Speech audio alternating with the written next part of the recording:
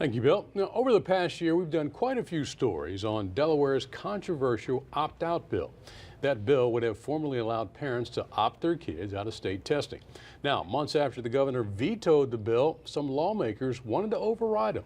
Our Sussex County Bureau Chief Evan Kozlov was at Ledge Hall for the vote tonight, and he joins us now outside Milton Elementary School. And Evan, lawmakers didn't even get to vote. That's right, Paul. That's because before they could vote on the override itself. Lawmakers needed to suspend the rules, and by a large margin, that motion was denied. The principal would not address me at all. Outside of Leg Hall on Thursday, there's a passionate group of parents, teachers, and some lawmakers. The group was voicing its support for an override of the governor's veto on House Bill 50.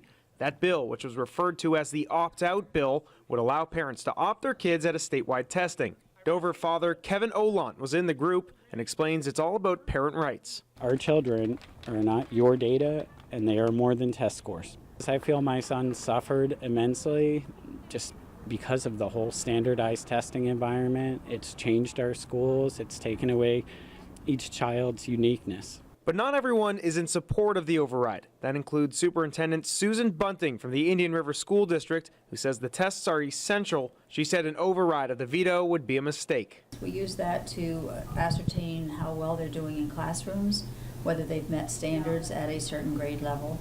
And it also gives us a lot of feedback for our teachers as far as adjusting instruction, modifying what they're doing in classrooms.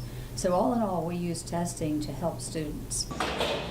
But regardless of opinions outside of Leg Hall on Thursday, it all came down to the people in this room. That's where a motion to suspend the rules was denied, all but killing a vote on the override. After the vote, bill sponsor John Qualco expressed his disappointment. What is our agenda here? Is our agenda to ignore the rights of parents? Then I guess we should start writing bills and writing laws that capture those children, put them in a compound, and we'll raise them. Bill dead for now, as the governor's veto will stand.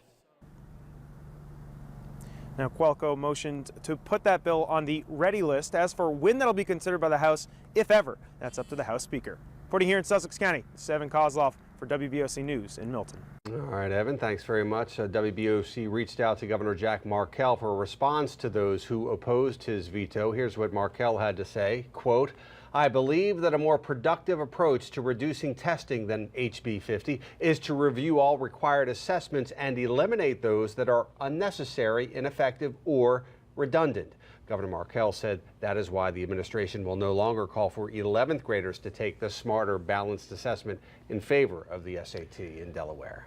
By the way, neither Maryland nor Virginia has an opt-out law. That being said, in Virginia, the Department of Education says parents may refuse tests, but then the student's test results will reflect a score of 0, and that 0 will count against the school for its state accreditation rating. In Maryland, the Department of Education has advised local school systems to decline parents' requests to opt out of tests. Moving on.